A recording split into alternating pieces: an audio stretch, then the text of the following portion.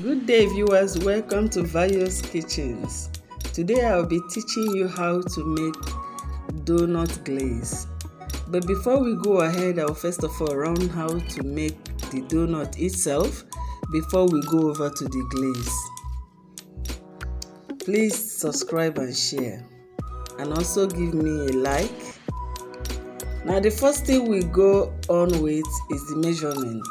For the flour, I am using 500 grams of flour, 50 grams of butter. I'm using ambassador butter for this, unsalted butter.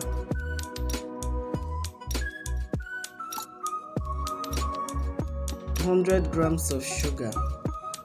Remember to use grams in your measurement, and I'm using 90 grams of egg. You can break 2, but if it is more than 90, just remove it. We don't need much liquid more than what we have already. And we need 1 teaspoon of salt. Next, we need 1 cup of water. Now, into the mixing bowl, add in the flour, the sugar, the salt, and then mix together. I'm scraping out the bowl to add the remaining one. So mix it together, and next add in the yeast and half of the butter, half of the 50 grams of butter. You can see the yeast has already been added inside the mixing bowl. I didn't know my phone was off when I added it, so I had to show you. You can see the color of the yeast there. I've added my egg and now the water. And the next thing I'll do is to start mixing.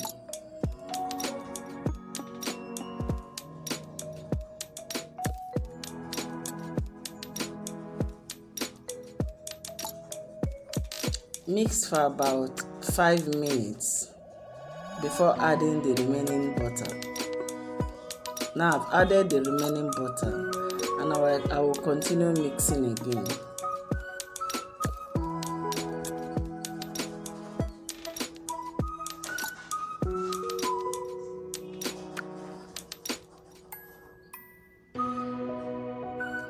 Remember, don't forget to measure all your ingredients with your gram scale so that you will be accurate when working to get a particular recipe.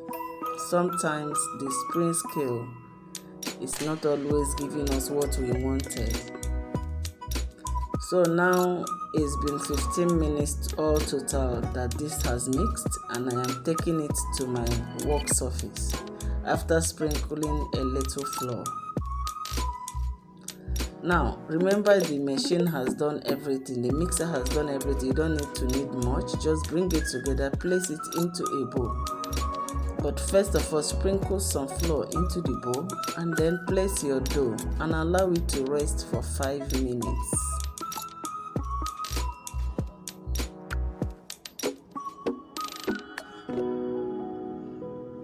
Then after 5 minutes, sprinkle some flour on your work table, and then turn the dough to the table and begin to mix again. That is, knead it a little bit. Then after that, the next you will do is to weigh the total dough. Since I am going to be using this for both the round donut and the hollow donut, which is the ring donut, I am going to be dividing it into 2. But before I do that, I will have to get the total amount of the whole dough and now divide it into 2, and then weigh it to be sure that both of them are equal before using it.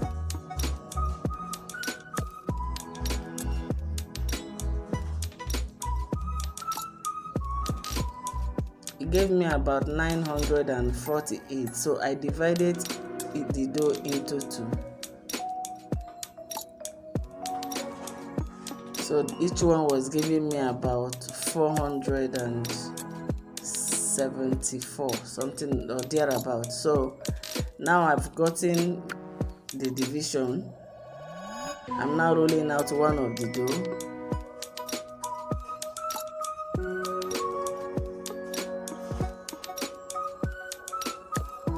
So This particular one I'm doing now, I'm going to make sure it is 1 inch or half inch thickness.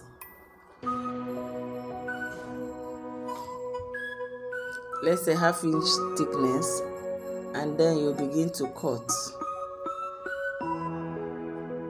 Remove the one at the middle and use your hand to widen it by rotating inside.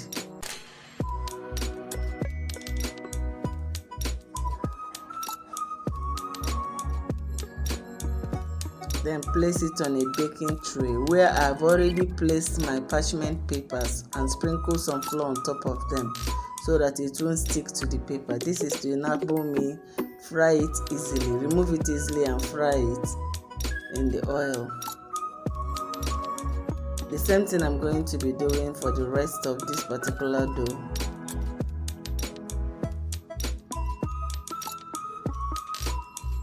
After cutting out for the one I roll out, I'm going to bring it together again until I'm able to bring out all the hollow donuts I wanted.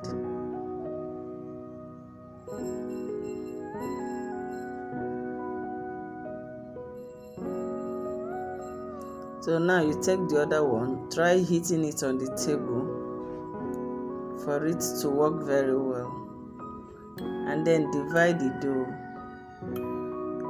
into at least 6 or 7 parts. Although the dough is supposed to give you about 7.5, going by the measurement I want to use. Now it is important you weigh your dough, the balls, to make sure all of them are the same. So after dividing the doughs, I'm going to be weighing it. I am going to take 70 grams. You can use 80, and I think 80 is the highest. You can use 50, you can use 60. But for this recipe, I am using 70 grams. I'm going to weigh all of them, removing the excess to make sure that everything is 70-70 each.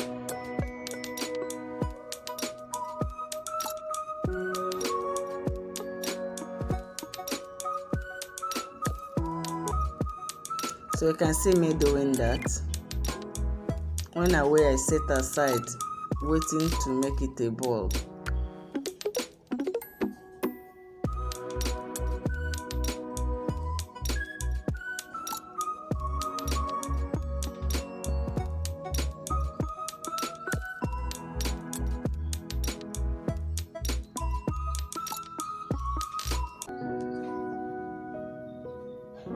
So I'm taking my time to show you so that you will be aware that all the balls I'm going to be making here are the same in size. So next, you begin to tuck in all the rough parts to one place. That particular side you're bringing all the rough parts to is going to be the bottom of the dough. And after that, you try twisting that part so that no side will be open. And then roll it with your 2 hands and then place it again, the side that is a bit rough, on the table and roll until you get it smooth. This is the same thing you are going to be doing with the rest of the dough.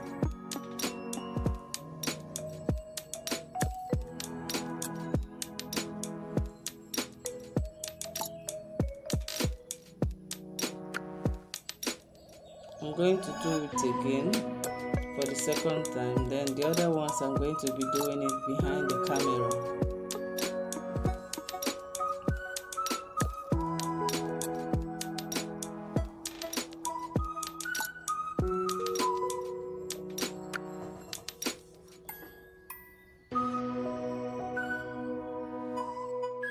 Now after everything, make sure you allow it to rest for 1 hour 30 minutes.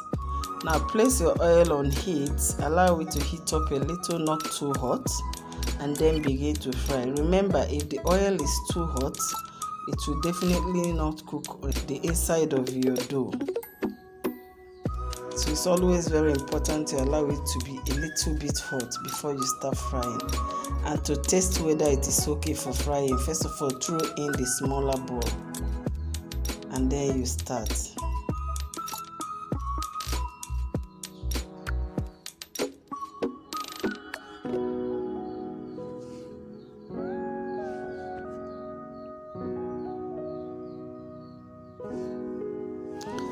Now fry until golden brown. You can see the result. So the next we are going to start with now is the white chocolate glaze. And for the white chocolate glaze, I'm going to be using 1 cup of condensed milk, 1 cup of powdered milk, and ½ cup of white chocolate melted. So the first thing I'm going to be doing now is to melt the white chocolate. And before I'll do that, I'll first of all cut it into pieces. You can see the condensed milk I'm using. This is how it comes with a blue cover. So we have to measure first, and after measuring, I should be able to slice my white chocolate into pieces.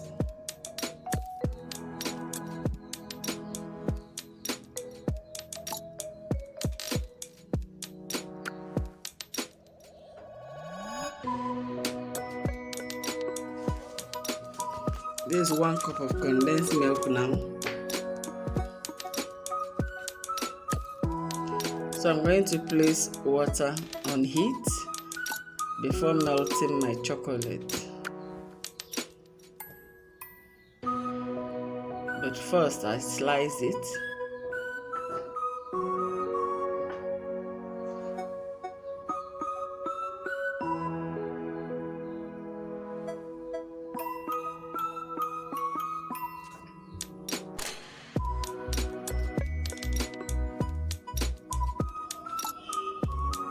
And then bring the water to boil and off the heat. Then place the bowl of chocolate on top the hot water and begin to stir. Stir continuously until it is well melted.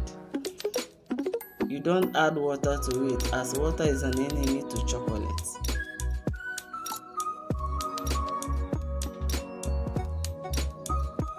So next you add your condensed milk into a mixing bowl, and then add your powdered milk and begin to mix.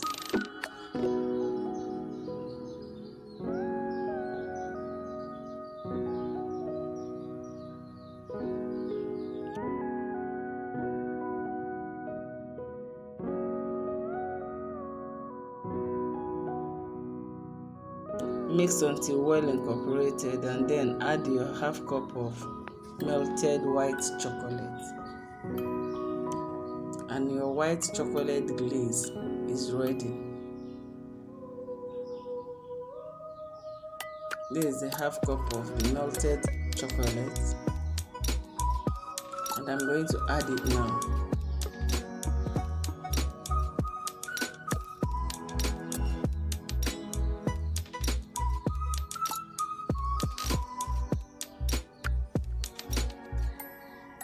When you add it, make sure you mix it very thoroughly.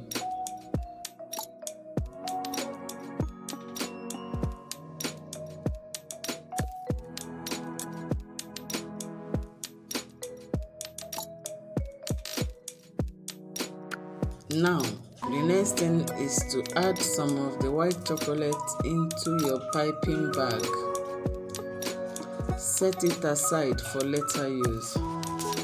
Now, there are so many ways you can actually glaze your donuts. One is this white chocolate. Another one is glazing it with white chocolate and milk coconut. And another one is milk coconut filling, that is piping the inside. For the milk coconut filling, all you need to do is to take some of the white chocolate glaze you have mixed already into a bowl, and then add your desiccated coconut. I bought it in a packet. You can see what it looks like.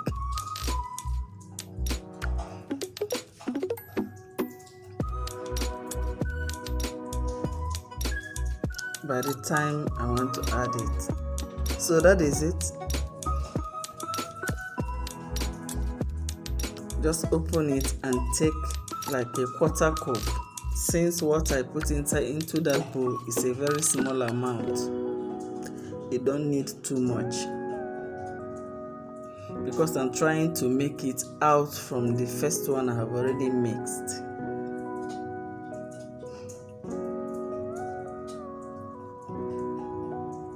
mix it and also add some of it into a piping bag.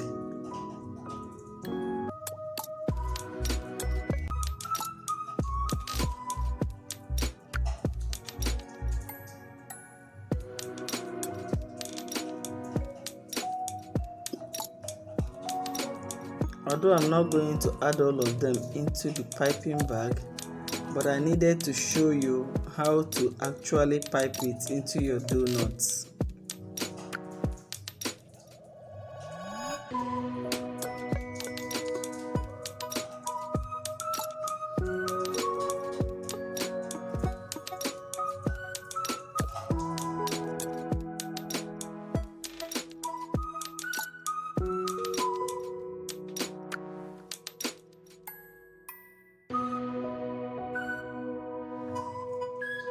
Now the first thing you do is to take your doughnut and first of all roll it into your sugar. You can as well just do it this way and then pipe in your jam.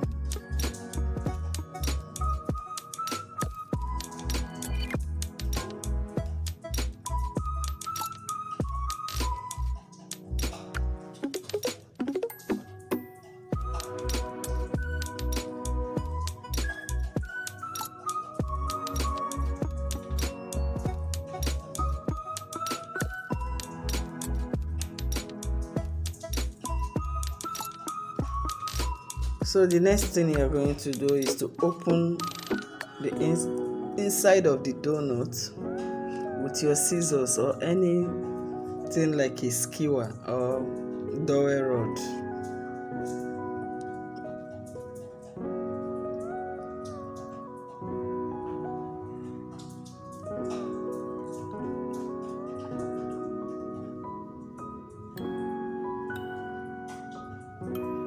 Now pipe in the white chocolate and milk coconut glaze. That is the white chocolate glaze that you mix together with the coconut.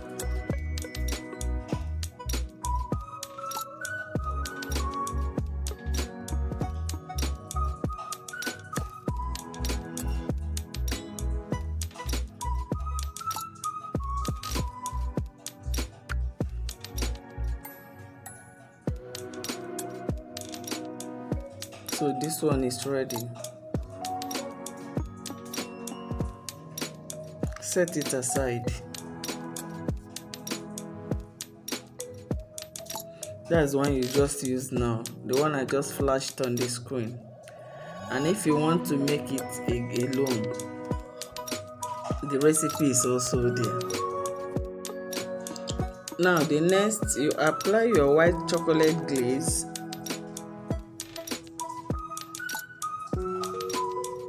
on your hollow doughnut or ring doughnut, whichever one you wish to call it is okay.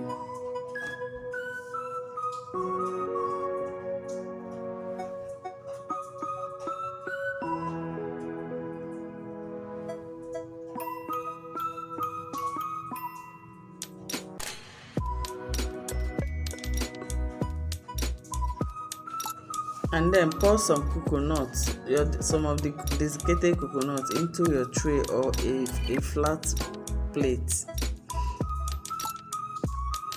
and then dip it using the chocolate side.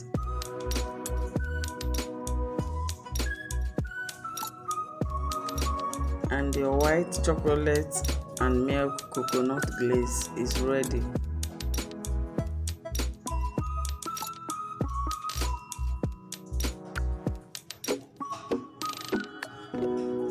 You can see there's nothing difficult about it. You can repeat the same method again.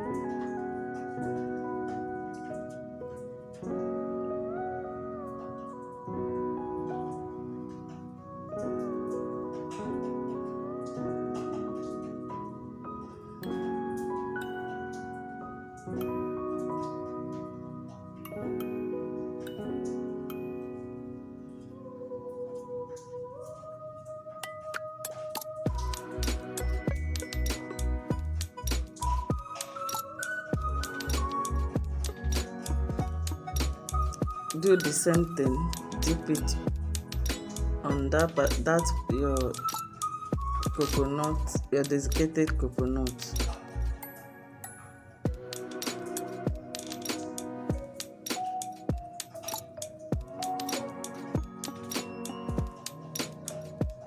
And set it aside. I'll take another hollow donut. Or let me show you how you can use the one you set aside instead of continuing with this one. The one in the piping bag.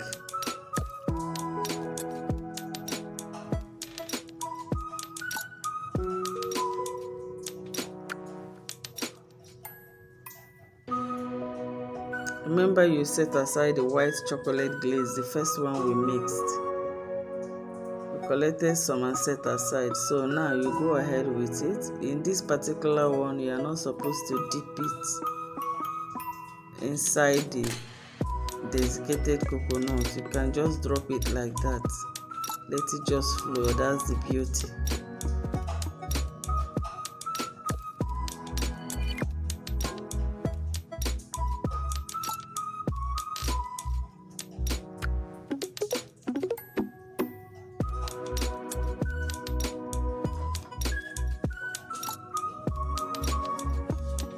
Repeat the same thing and still drop it. That is when you want to use the white chocolate glaze alone.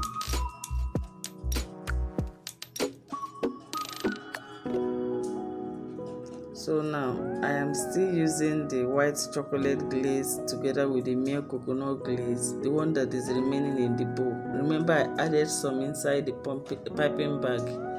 So this is the remaining one now I am rubbing there.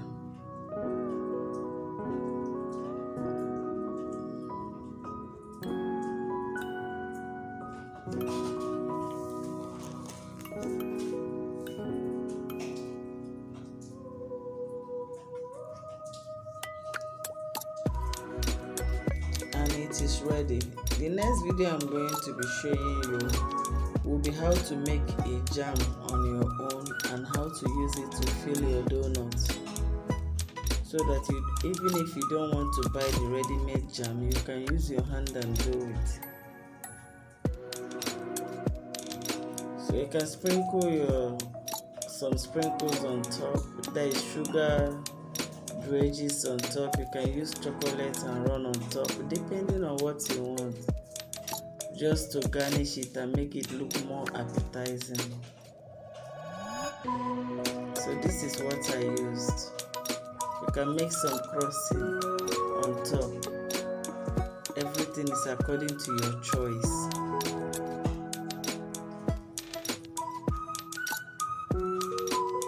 So now I am adding my jam into the donuts ball. But I'll be teaching you how to make jam in my next video. So that's the finished donuts. Look at how appetizing it is looking. Please subscribe to my channel. Give me a thumb up if at the end of this video you like it. Thank you very, very much for watching. Bye.